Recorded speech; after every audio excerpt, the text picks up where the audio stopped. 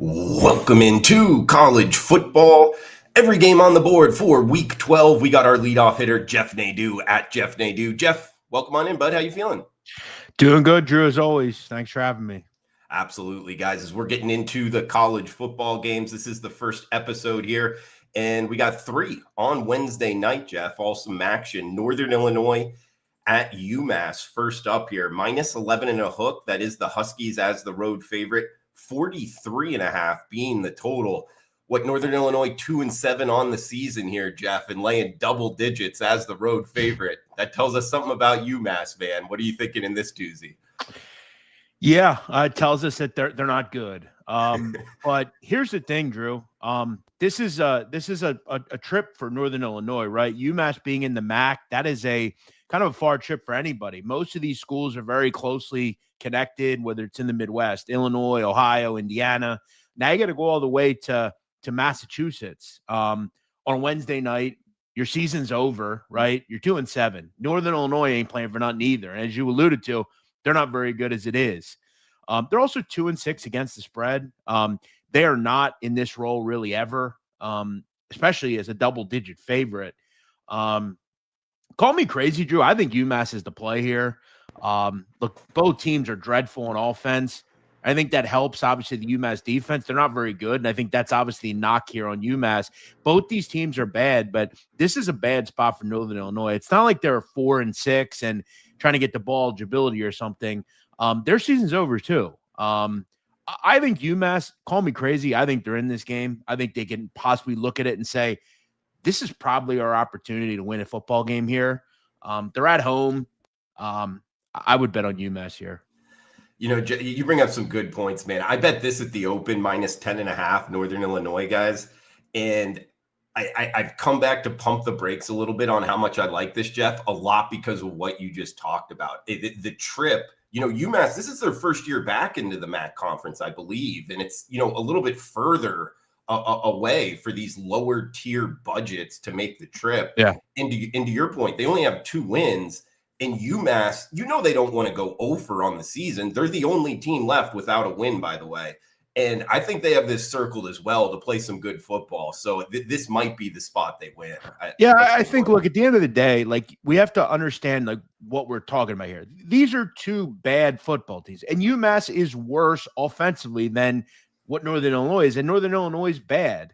But I think, again, you have to temper your expectations on what we expect. Like, look, if you told me Northern Illinois is a 6-point favorite, fine.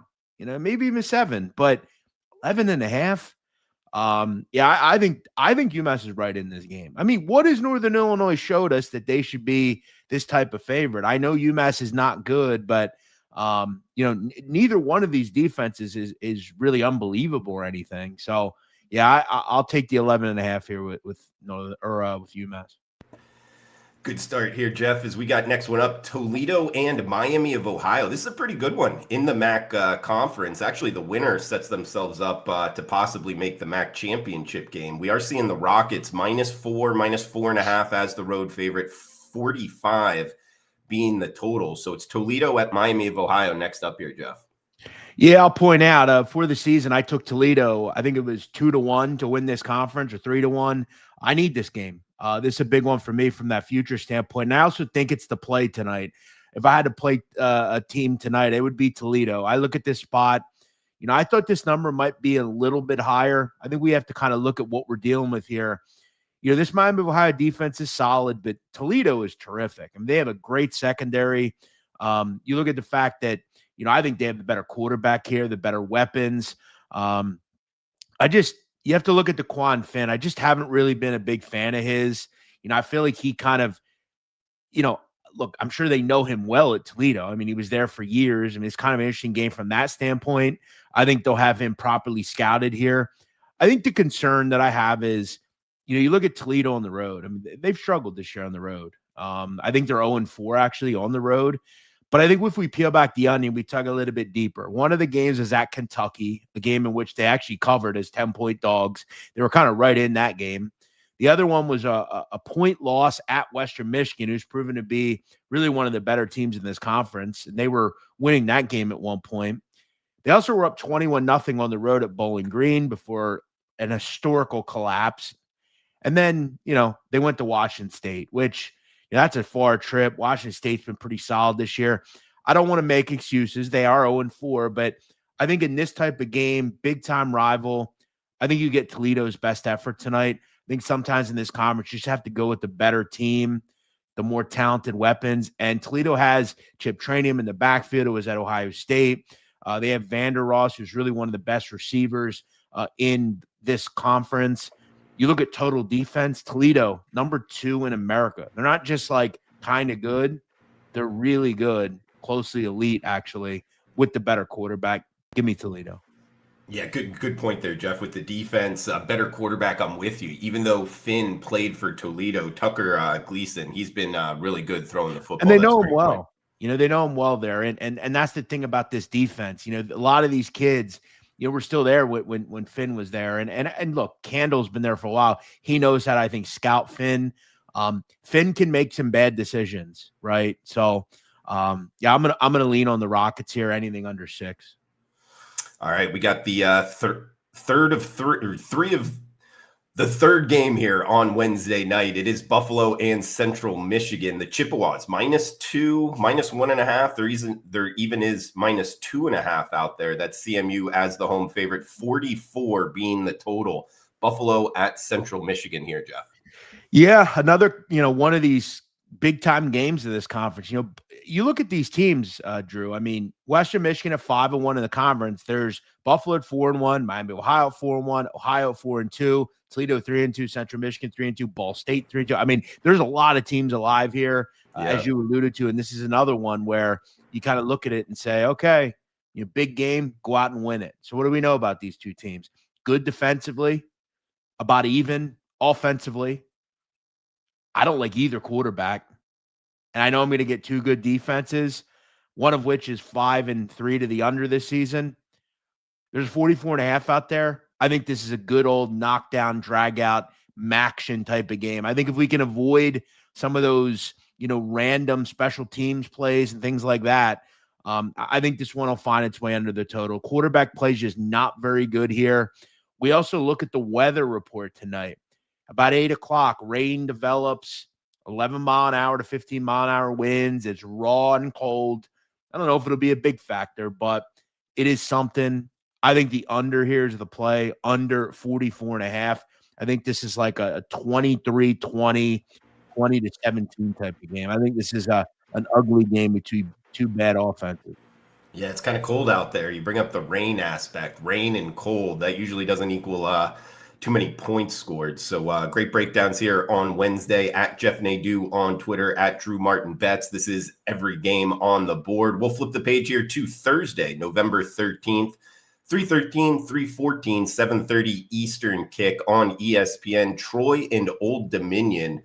ODU -11.5 as the home favorite, 52 being the total Thursday night, Jeff. Yeah, I don't know what I'm missing here. I don't really understand. Old Dominion's solid. I like their quarterback, Colton Joseph, a whole lot. But, I mean, I'm not really sure, what we've really seen from this outfit recently that makes us want to jump on and lay a big number against a pretty solid Troy group who have a pretty nice defense, played well against some bigger opponents this year. I mean, we look at Old Dominion. I mean, lost by, 24 to Marshall. Gave up 63 and got blown the hell out against JMU.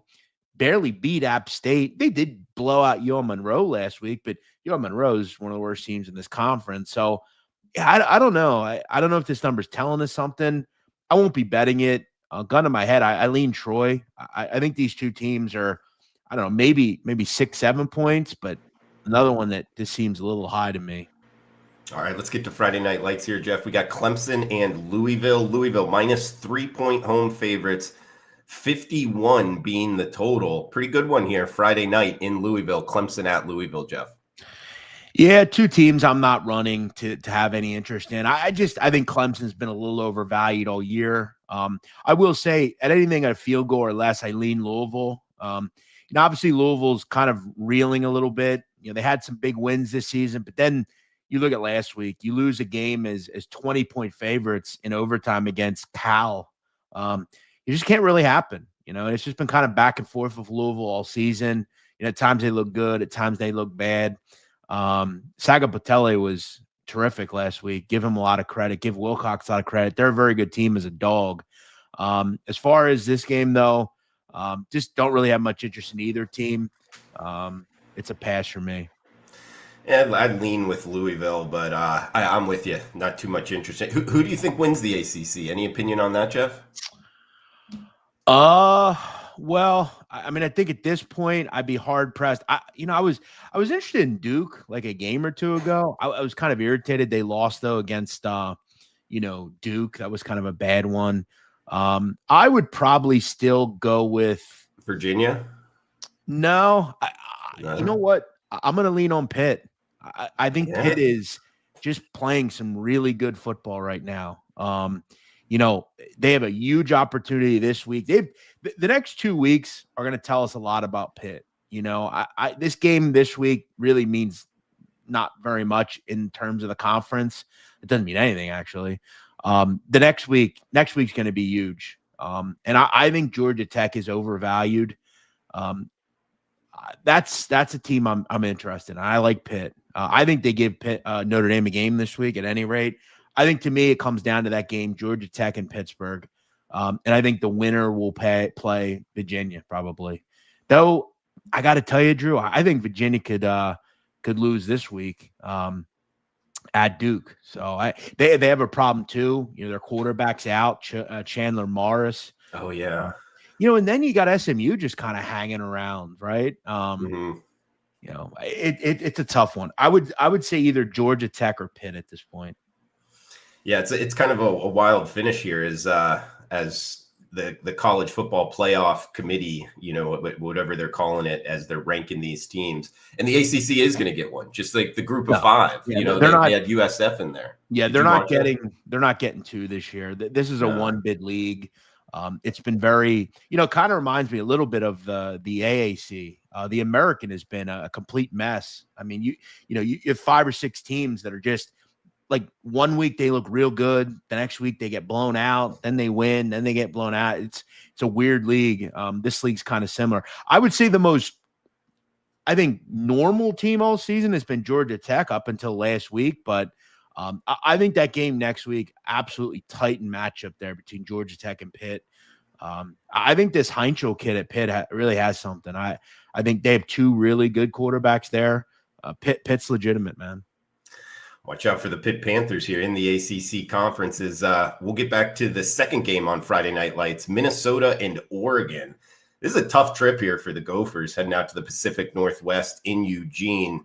Oregon minus 25.5 as the home favorite, 44 being the total. So a low total, laying a big number. That's always a little bit tricky. What are you thinking in Eugene, Jeff?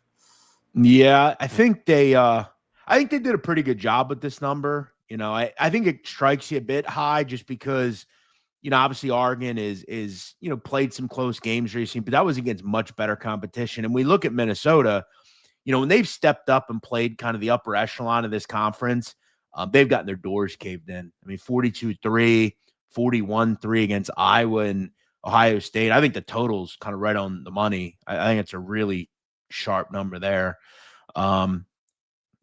I don't know. I think it's kind of right where it should be. It might even be a little higher, maybe 26-27. There's really no interest to me in back in Minnesota. I think their defense is tough, but I'm not sure they can move the ball. If you made me bet this number, gun to my head, I would lean under. I could see this one 38-3, 31-7 or something. 44.5s are out there. I know there's a 43.5, 44. There's a 44.5. You got to try to get the best number on this game because it could be 41-3 or something. Sure. As we'll turn the page here, Saturday, November 15th, 6 o'clock Eastern. It's 319, 320 Sun Belt action at the top of the card. Coastal Carolina versus Georgia Southern. We are seeing Georgia Southern split line, mostly minus 2.5. There is minus 3 out there as the home favorite, 61 being the total. So the Chanticleers going on the road to Statesboro, Georgia to take on Georgia Southern here, top of the card on Saturday, Jeff. Yeah, I'll tell you what, don't look now, but Coastal's won 5 in a row. and they are, they're kind of cruising right now. They're bowl eligible. Don't look again. They're one game behind JMU, Drew. I mean, if I'd have told you that the team that lost 38-0 to East Carolina, barely beat Charleston Southern, got blown out by Old Dominion. I mean, you look at the coaching here, really quality work. They bring in this Samir Collier. He's a dual threat guy who really has a lot of onus on running with the football. He has been really good for this group. The defense has been pretty solid. I'll lay the number here. Ride the hot hand, I feel like. And this group is playing good football. Or not laying the number. I'm taking the number. I forgot they're a dog here. I wouldn't have any interest in fading Coastal at this point. 5 straight wins. Ride the hot hand. Ride the hot hand with the Shanta Claires as we head to Air Force and UConn next up. 12 noon Eastern, 9 a.m. Pacific kick here. -7. That is the Huskies as the home favorite. 63 and a hook being the total. Air Force on the road at UConn, Jeff. Yeah, I think in this racket we're in, I think you have to be willing to just kind of continue what you know. It may not work every week, but all in all, I think you have to trust the handicapping that you have. Air Force is an over team. I mean, they've went over in 5 of 8. You look at the last 3, though, they haven't went over. Now, remember, one was against a military school. The other was against Wyoming, who play very slow and just have no passing attack. And then last week, I think that was a concern. San Jose really struggled, but I'm starting to figure out San Jose. They literally, Drew, cannot run the ball. I mean, every time they, it's either throw or they have nothing, and they can't really block up front. And their quarterback just throws it around and just gives up interception after interception, really bogs him down. If you have a team that can only throw the ball, you really got to look at what the quarterback does, how many interceptions. This Walker Egan guy just throws the ball up a lot. The big plays weren't there last week.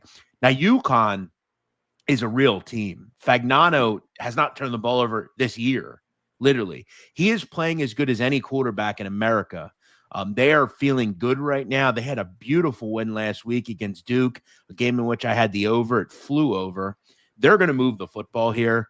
This offense in UConn's averaging almost 40 points a game. They're going to be licking their lips at getting to face yet another bad secondary. Air Force, I think, has been lucky at some of the competition they face. They're just not very good on offense. I think Air Force can bring up the rear. All of a sudden, this team is averaging 33 points a game. I feel like getting that triple option is not always easy. And I think UConn will struggle a little bit. This game is at home. I don't know if they're an elite defense, though, by any means. I think they'll score most of the points here. They really don't face a triple option very often there at UConn. I like the over a little bit here. Yeah, I could see that as well. Air Force scoring some points for sure. Jeff, you bring up the word racket, and I wanted to ask you, and guys, if you don't know, Jeff has the Sit Down podcast, which is a great podcast. He talks a lot of different I call it the gray zone of life.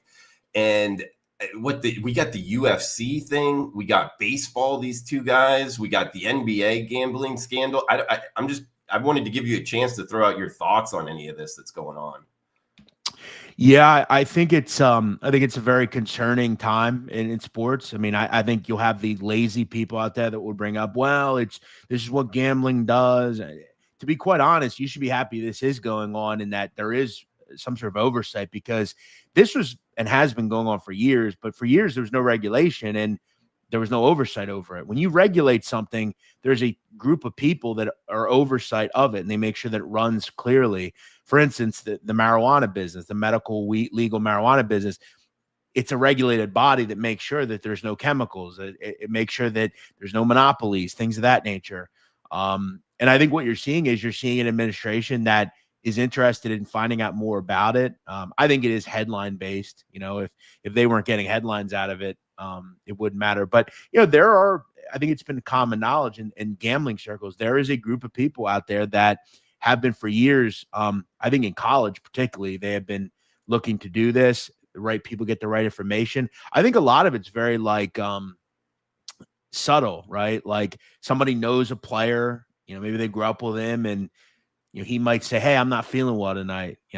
My leg's not feeling good." And they're selling it for information and look, money is the root of all evil. And people are willing to sell information for money. And, I think it gets to the right people. They make money, and there's an onus on stamping it out right now. But I mean, this is going on around the world. It has been going on this week in Turkey. 1,024 soccer players in that Turkish federation, which is a multitude of different leagues, are arrested for this same type of stuff. This is a problem around the world, and I think it's only going to continue. Yeah, I mean, there's a lot of smoke, and where there's smoke and there's money, there's usually fire. And the way that the UFC handled this, like they already cut him. He's off the roster. They called the FBI supposedly, and that's what you have to do. You have to commit. And the problem that I think some of the individuals have in like the NBA circles and stuff like that, you look at like a Jonte Porter, Billups, guys like that. They're kind of the first people for the shoe to drop on, and the league and the federal government are going to drop the hammer on them and say, look, this is what's going to happen if you do these types of things. And I think the problem that I think one thing that hasn't been talked about much, across baseball, across basketball, any person that's been indicted for this, there's a pattern. And I've looked into this deeply, right? There's a pattern of all the people involved. They all have known gambling problems, right? Jonte Porter, Chauncey Billups, Damon Jones. A lot of these people have had purported issues. Even people like Malik Beasley, who have been investigated by the NBA, they all have gambling problems, right? So I think these groups are going to them and saying, look, we run poker games that you've played in. And this has come out during the Jonte Porter investigation. Jonte Porter was engaged in an operation of playing poker with a guy, multiple guys, that he owed $80,000 to. He cannot pay the money. So they went to him and said, look, just give us information. Go out of the game early. Let us eat. And in text messages, Jonte Porter makes it clear to this group, we might get RICO'd over this. He knows exactly what's going on here. He then made it clear to them, make sure you get something from me out of it. I need to eat too, essentially. So there's a gambling issue that these people know that's going on. And that's why when you hear people say, like, why are these people doing this? They're millionaires. You're right, 100%. But when you start making more money the way they're making money, we all like to gamble. You start betting more. And just because someone makes a few $1 million a year, you have to remember, like, if you make $2 million a year, you really only make one. You then have to take care of the lifestyle that you've grown accustomed to that is generally pretty high level. You have a nice car. Your wife has a nice car. Your kids are in nice schools. Throw in the fact you have a several $100,000 gambling problem that can add up quick. It's easy to just say, you know what? I'll go out of this game early. Nobody will know. Mm-hmm. So it's a 4-pronged, 5-pronged problem, but I don't think it's going to stop. But I will make it clear, and I think this is the last thing I'll say on it, Drew. It's I think easy to include the mafia in this, but outside of the poker games, a few, the Chauncey Billups never played in. No celebrity played in them. These are games that have gone on for years in New York City. They're going on tonight, tomorrow. They happen all the time. I know that because I've talked to people that play in them. Other than that, there is no known connection to any fixing of games and the mafia. And trust me, because I know I'm one of the foremost authorities on the mafia in America. Whether you like me or not, my show has made that clear. The mafia is not capable of doing things like this. They're just not. They're not powerful anymore. They're not doing this. These are young people, crypto type guys, big money people that bet a lot of money. They're the ones doing this. Scammers are doing this. Interesting, Jeff. At Jeff Nadeau, the Sit Down Podcast. Go check it out, guys. Every game on the board. He's our leadoff hitter here. And we'll get back to the games. UTSA and Charlotte. We get the Roadrunners, minus 19-point road favorites, Jeff, 59.5 being the total. So it's the Roadrunners at the 49ers next up, man. You remember earlier I mentioned that weird conference, the AAC, Drew? Oh, yeah. UTSA is the weirdest team in America to me, like the weirdest. But then I started realizing, okay, what do I notice about all the bad performances they've had? Because let's go over them, Drew. We'll start October 4th. They go to Temple and lose 27-21. Didn't play well. They then come back home, beat Rice 61-13. Big win there. Put up a 60 spot. They then go on the road and get blown out 55-17 against North Texas.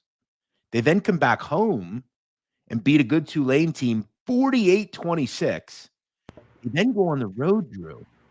Last Thursday, get blown out 55-23. We also look at other road performances this year. Went to lowly Colorado State, scored only 17 points and won by 1 point. They also went to Texas A&M and got blown the hell out. So what have we learned here? They're not a good road team. Right. Okay. Now, I know in this game, they're going to move the ball. But I have a feeling they let Charlotte move the ball too. I have no interest in UTSA on the side here. I just don't think they're very good on defense. While Charlotte is not a good football team, I think they can move the ball. They've shown that. They did it against South Florida in garbage time. They did it last week against ECU in garbage time. I see a total here at 59.5. I lean over if I had to play it. Just understand, this UTSA team is one of the weirdest teams in the country.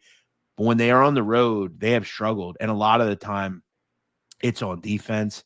I like the over. This team, UTSA 6-2, the over this year, over 59.5. You know, a lot of good angles there, Jeff. And talk about home road dichotomy. Jeez. Yeah, it's dreadful.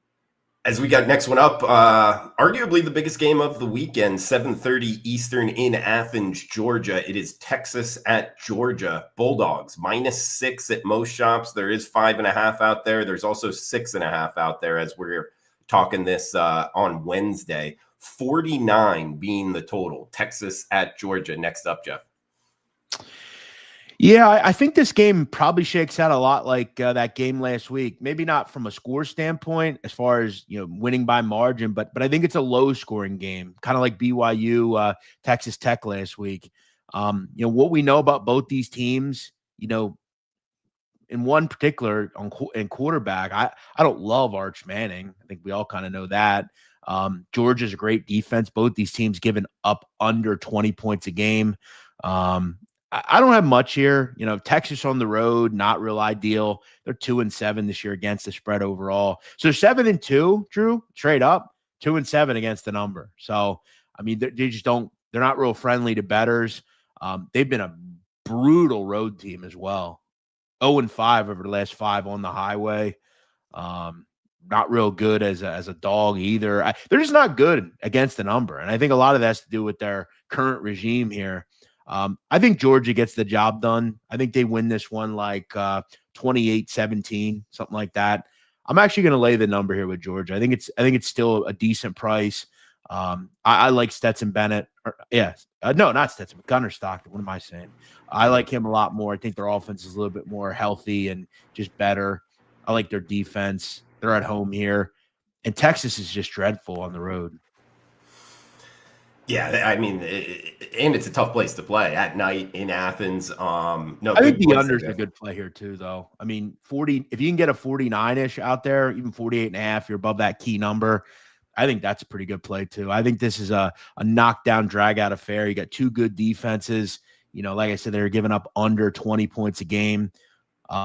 Two teams that don't exactly play fast either. Georgia's pretty slow. Texas kind of deliberate too. So, yeah, I like the under here.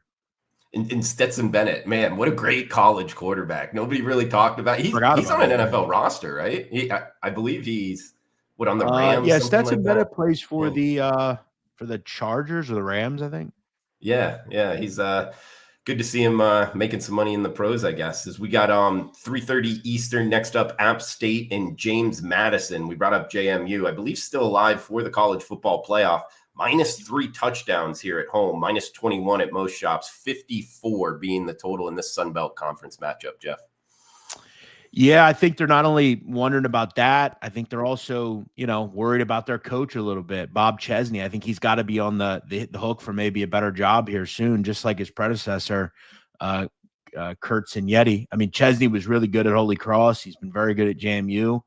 I don't have much problem, kind of continuing to ride the hot hand. Maybe a team total over here. App State's not very good on defense. I think, though, with JMU, you kind of want to maybe just avoid right now. I think for them, it's just about winning football games, right? Winning, making it look pretty good. And they have been known to just blow teams out. So, I mean, that might be just one you want to ride here. Their defense is solid. The offense has been much better this year. I don't have much here. I think JMU gets it done, probably wins by 17 to 24 points. I think it's going to be a question of, they're probably up big late. Do they let in something late or something? I don't know. I didn't have much here on this one. Big 12 conference game up next is Cincinnati hosting Arizona. This is kicking us off on Saturday, 12 noon Eastern. Two good quarterbacks matching up as we get the Bearcats -6.5 as the home favorite, 56 and a hook being the total in Cincinnati here, Jeff. Yeah, I think it's a good spot for Cincy, man, all of a sudden. They're off a bye, off that bad performance out at Utah, which, again, it's Utah. I mean, that's a good defense. It's a tough place to go play. You've been able to pull your hair back. You got a couple of weeks off here. Now you're back at home, a place they've been really good at. Still, if you're Cincinnati, a bunch to play for here. I mean, they're only one game back in the loss column. You really can't afford any issues here. They've got a good quarterback, a pretty solid defense. I'll tell you, look, obviously they didn't play well against Utah, but I want to go back to that game against Baylor. I thought they were really impressive, particularly on defense. I thought they dealt with not a real good game by Sorsby. They had 10 penalties for 88 yards. They still won that game by 21, only gave up 20 points and 4.6 yards of play to Baylor. One of the best offenses, the best pass offense in the country, only had 137 passing yards. I'm not crazy about Arizona, particularly on the road here. I like Cincinnati, anything under a touchdown. I think it's a pretty good play here. Yeah, you can find it -6. There is even a -5.5 out there if you're in the state of Florida at Hard Rock. Cincy's also, just to point out, they've been nails at home. They've won every game or more at home this year by 8 or more. Remember, that first game was not a home game against Nebraska. It was a neutral site game out at Arrowhead. So, every true home game, they have won by 8 or more points. So I'm pretty confident with laying the number here, anything under a touchdown.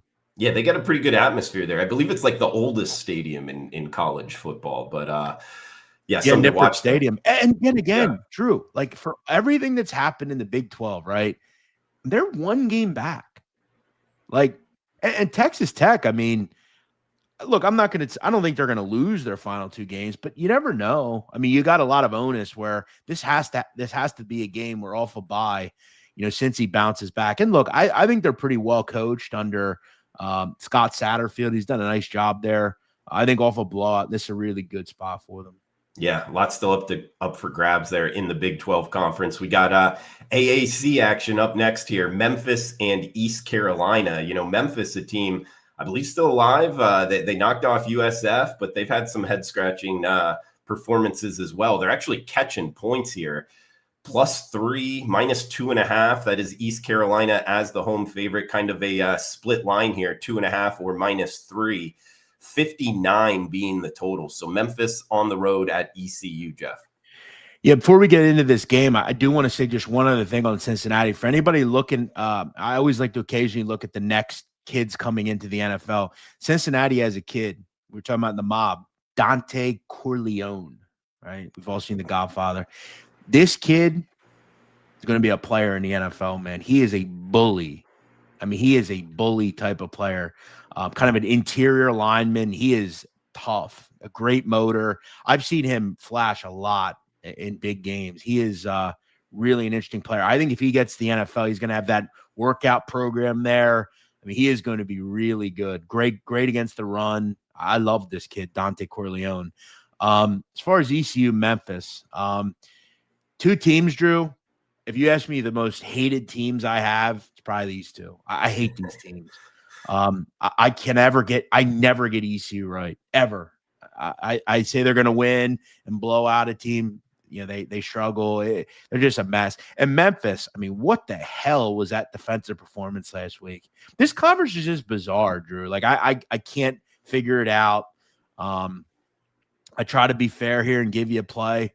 I lean ECU, quite honestly. I I have no idea though. Anything I tell you in this conference, you should probably just fade. Well, I mean, it's one of those things. By the time we get to week 12, Jeff, that happens with everybody out there. That definitely happens with me. When I get teams wrong like that, when I bet on them and they lose, and then I fade them and they win, I just kind of cross them off my list. So I think I will point this out though, and I think this is something maybe used as a handicap here. ECU is flying right now. Okay, I know that for a fact. I talk to their radio people every day. They were big on that game last week. They won by 20 plus. Didn't cover, though. That doesn't matter to them. They won, put up almost 50. They were never going to the playoff, okay, right? They've been just a quality team. You look at ECU right now in the standings. It's unlikely, but the conference is still very alive for them. They're 4-1, Drew, in the conference. Navy's 5-1. They're 6-3, ECU. They're at home here.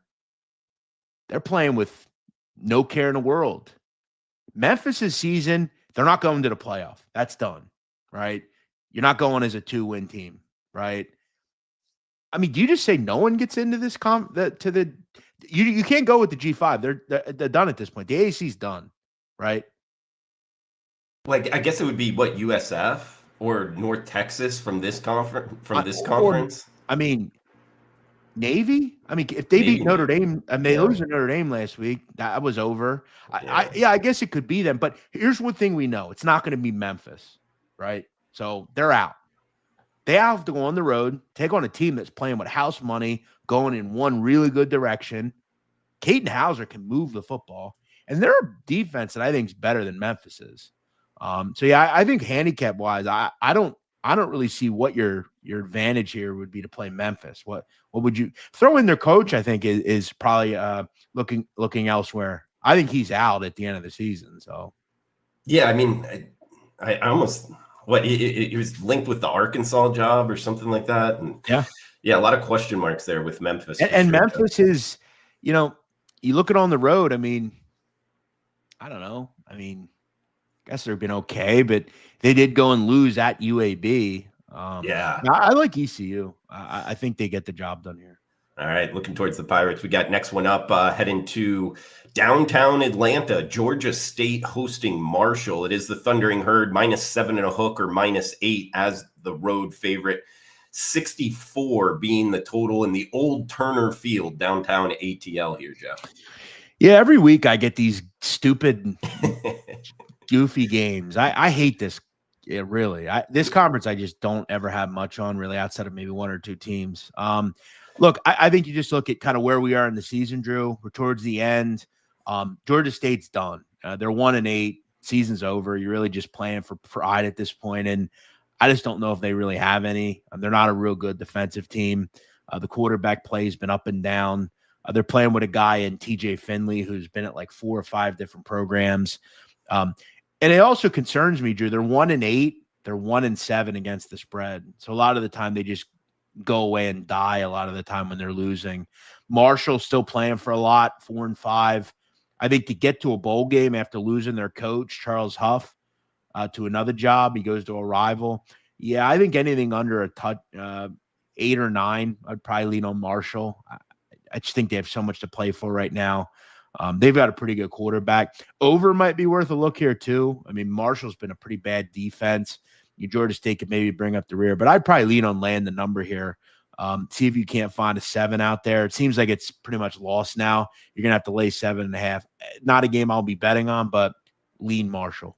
Yeah, you bring up TJ Finley. That's almost one of those profiles, Jeff. He was a 5-star recruit. He went to LSU. He was at Auburn. And when those type of high prospects, high recruits, they bounce around a lot. First of all, that's a red flag for me. And then they take a step down, in class. Mm-hmm. That is a great fade.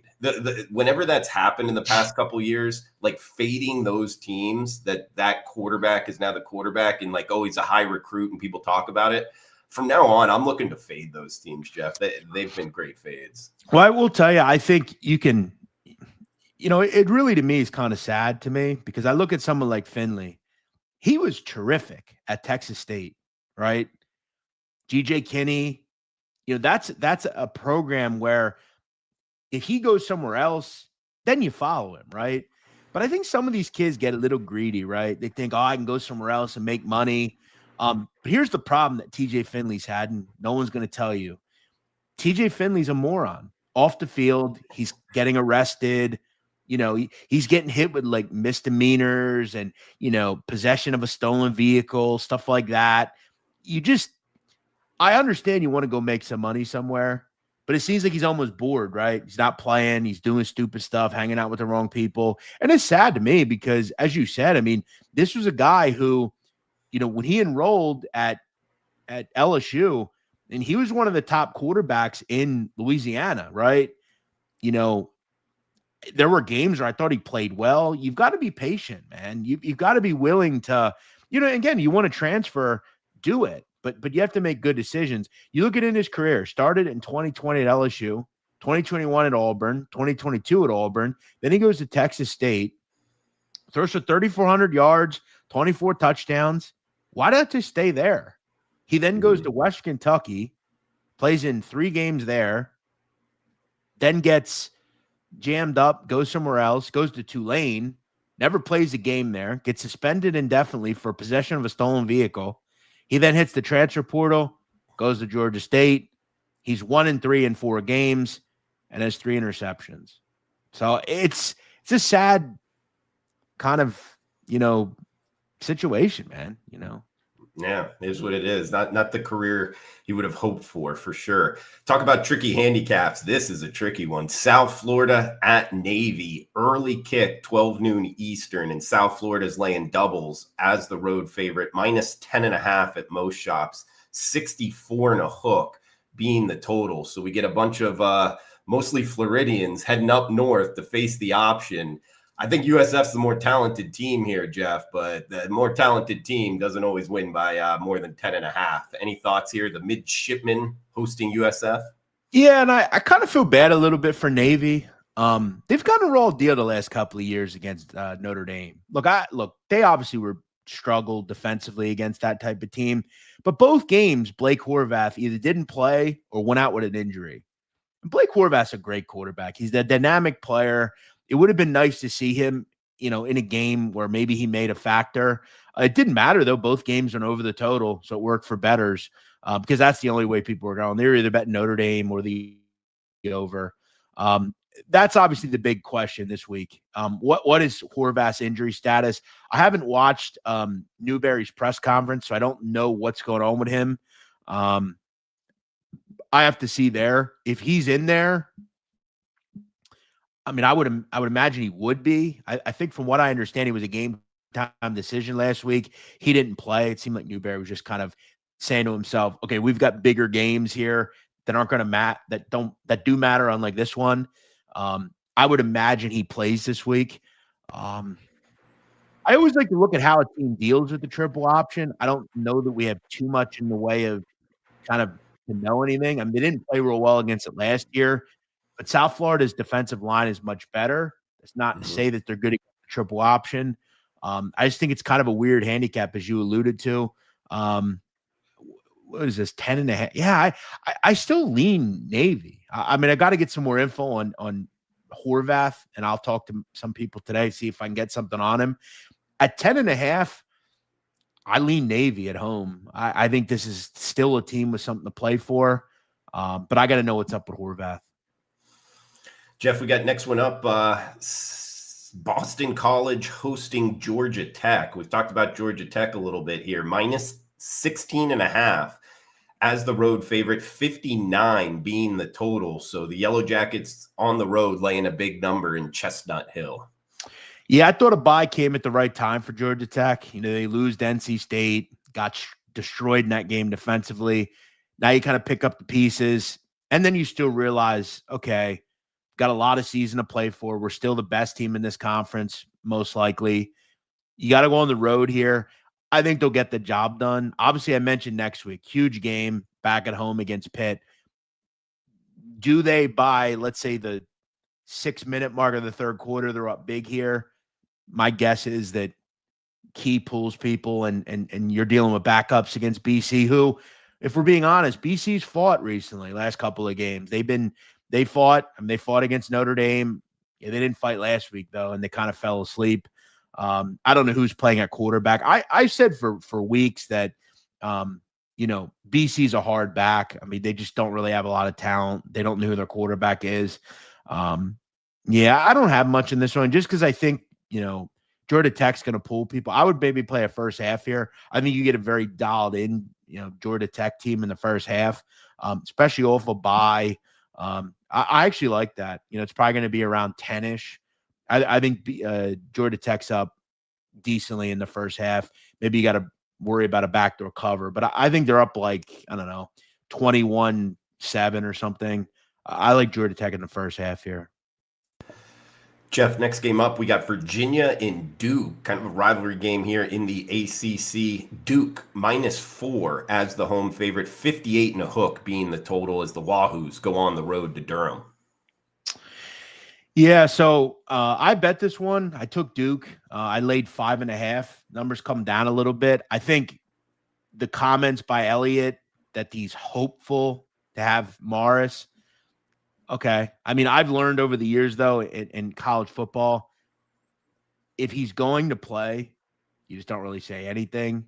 Hopeful means we'd like to see him, probably won't. I think it's just kind of, at any rate, I don't think he's extremely, kind of effective here. I like Duke. I do like their offense. I think against the run, they're pretty good. They're not a good defensive pass defense, but I think Duke at home is the play here. I played them. I'm banking on not seeing Chandler Morris. So that was my handicap here. I laid it with Duke at home. Heading to Tallahassee up next, ACC action, Virginia Tech and Florida State, 54.5 being the total. We are seeing the Seminoles -2 touchdowns, -14 at most shops. There is 13 and a hook out there. 7:30 Eastern kick in Doak Campbell Stadium, but FSU having to lay 2 touchdowns in this one, Jeff. Yeah, I think the number's about right. This is another weird team. I mean, some weeks Florida State will look completely lost. For most of the season, they've looked completely lost.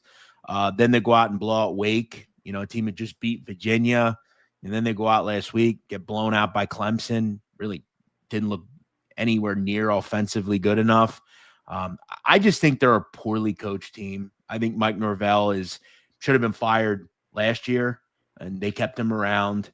I think that ship has sailed, though. I think he's out of here. I think he'll be fired at the end of the season.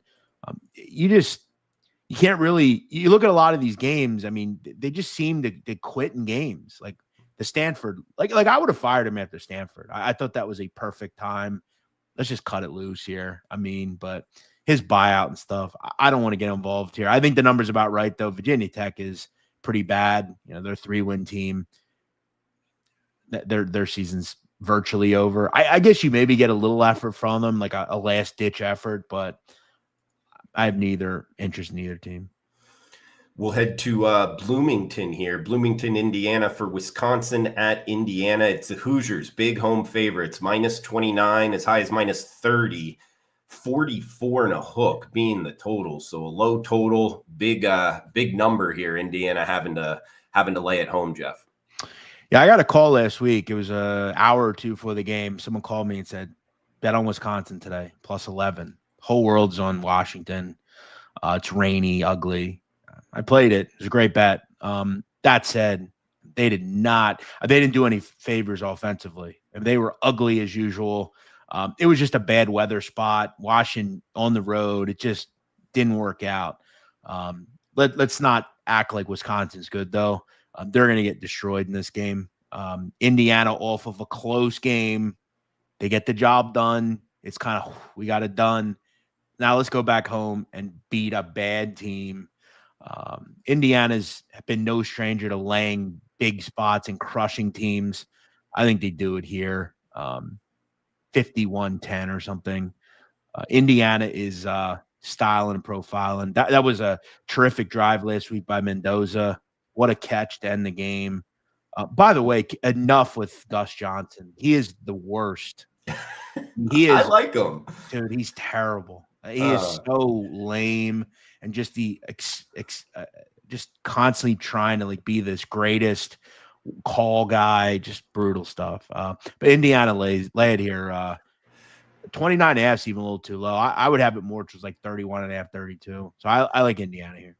To each his own. I like Gus John. Who's some of your favorite announcers? Like if you're sitting down to watch a game, who do you like? Well, I'll go to the NFL. I think Joe Buck and Troy Aikman are terrific. Yeah, they're good. In college, you know who I like a lot? That guy Brad Nessler, kind of an older guy. Trying to think of some other one. I'm not a big Herb Street annoys me. I like Tessitore and Jesse Palmer. I'll tell you a guy who's coming up as a college football guy. The guy Aaron Murray used to be at Georgia. Yeah. He does a lot of like CBS sports games, like a lot of AAC games, Mountain West. I like him. I actually like most college announcers. I don't know. I don't like Gus. I think he just tries way too hard. It's just not good.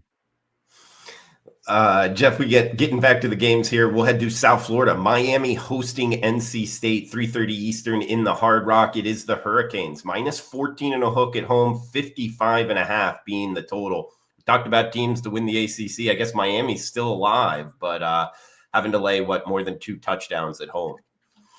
Yeah, I played over at open. It was 55. I thought that was a good number. I had it closer to 60. I think we have to. I don't know why NC State games are being listed in the 50s anymore. I don't know what we have to see more from this team to know that they cannot stop anybody, and they have a great offense. CJ Bailey's been really good, Drew, for them. It won't get a lot of love because he's at NC State, but they're a balanced team. I mean, they put up 48 on Georgia Tech, and they didn't even have Hollywood Smothers and their tight end. They had almost 600 yards of offense, 9 yards of play. They only punted twice. If not for 7 penalties, they might have put up a 50-burger. They were really good. You also look at the fact they give up 559 yards themselves and 8 yards of play. So, yeah, Miami should be able to kind of do whatever they want offensively in this game. Again, I don't really know why we're putting Georgia or NC State games in the mid-50s. They're a great over team. They play fast. They have a good quarterback. Their defense is terrible. They score touchdowns in the red zone. They're a big play offense. Over. We got 2 games left for this segment, guys. We'll bring in mid-major Matt and Rob Vino tomorrow to finish off every game on the board. Apple Podcasts, Spotify Podcasts, every game on the board. And we got Jeff Nadeau, our leadoff hitter at Jeff Nadeau on Twitter. He's got the Sit Down podcast, obviously knows his college football, knows college basketball as well, guys. Great follow there. As we got Penn State and Michigan State up next. Nittany Lions, minus 7 and a hook as the road favorite, 48.5 being the total here. Penn State at Michigan State. Yeah, I mean, 2 teams just kind of you're trying to keep their legs. And I don't even know if Penn State gets to a bowl. I mean, they have 3 wins. I don't even know if they'd accept it. I've heard some talk around here that they may not even accept it. Obviously, I think Michigan State at home here, I think they're probably likely a little bit more with it and care about this game. That game last week, I mean, how do you get up from that? I mean, you should have won. Just a terrible way to lose. And, it's kind of quitting time, I feel like, for Penn State. I don't have much on this one. A lean Michigan State. I think it's probably a pretty low scoring game, 24-20, 27-20, something like that. Lean under as well. We got Ohio State up next hosting UCLA. The Buckeyes have been kind of a wagon here, but they're having to lay a big number, minus 32 as the home favorite, 48.5 being the total. Night game in the Horseshoe here, Jeff. Yeah, it almost seems like, Drew, we don't even talk about Ohio State, right? I mean, they're the number 1 team, and they just win every game by 20, and they're just waiting for a game that matters, aren't they? I mean, no game this year have we looked at them and said, like, they haven't been like a big noon kickoff at all. I mean, that Penn State game meant nothing because, Aller wasn't in there. I mean, Franklin was fired. They were a dreadful team. You look at next week. I mean, Ohio State got Rutgers, another kind of just go through the motions game. All lanes go to that final game against the Michigan Wolverines, where they finally get some sort of test. You look at the last couple of weeks for Ohio State, Drew. They had Wisconsin, Penn State, Purdue, UCLA this week, and then Rutgers. Just a nothing burger. Yeah, I'm not playing UCLA here. I just no interest. Lean Ohio State. Don't want to fade them. Lean Ohio State. Makes sense. Favorite or pass is Jeff. Great stuff as always, man. Do you have a best bet for the people? Yeah. I guess my numbers. Maybe I'm just crazy here, but I'm going to go with what I think that I felt like I've seen. Over 45.5. Oklahoma, Alabama. Couple of reasons. Alabama just can't really run the football. I don't think they'll try, but I think they'll abandon it pretty quickly. Ty Simpson is a good quarterback. We all know it. He's a Heisman candidate. They have one of the best receiving cores in the country. This offense will move the ball. Oklahoma, I will continue to say, is extremely overvalued defensively. Okay. I mentioned a couple of weeks ago, they faced two good offenses. Same like Alabama. They looked slow. They looked like they struggled. Oklahoma was the product of a bad schedule. They played no good offenses. They finally played two good ones, and they struggled. They gave up, I think, 27 and 34. I think Alabama can be had. John Mateer's back. Another week healthy last week, had a bye. I think he's back to healthy, right? I think he gives them some problems, kind of like Pavia did. I think this game shakes out probably a lot like that Vanderbilt game for Alabama. But I think the difference between that game here is I don't think John Mateer will fumble a couple times in the red zone like Pavia did. That one got to 44. We don't need much here. This total is not 51. It's 45.5. A 27-20 game gets the job done. 24-21 gets the job right there. So I think this game is 31-21, something like that. I like the over in this game. Yeah, could see it. Good points there. I mean, two good quarterbacks going at it. And you're right, 45.5 available at multiple sports books, guys. So best bet, Oklahoma, Alabama over 45.5 for Jeff Nadeau at Jeff Nadeau on Twitter. Check out his podcast, The Sit Down Podcast. Jeff, anything else before we shut this down? Just another quick stat on that game. When these teams get to the red zone, they score. You look at that red zone scoring percentage, touchdown-wise, 10th and 15th nationally. So as long as we're not settling for field goals, I think that one finds its way over. As far as, no, I just got a lot going on. College basketball I'm doing. I got, the sit down. I got, all sorts of different things I've got my hands in. Always got something going on. So appreciate you having me as always. Absolutely. Always a pleasure. Give him a follow on Twitter at Jeff Nadeau. His podcast, The Sit Down Podcast, obviously knows his college football, college basketball as well. All right, guys, that's going to do it for this segment. We'll be back tomorrow. Come back and join us. Every game on the board. For Jeff Nadeau, I'm Drew Martin. Enjoy the rest of your week and cash those tickets. Thanks for tuning in.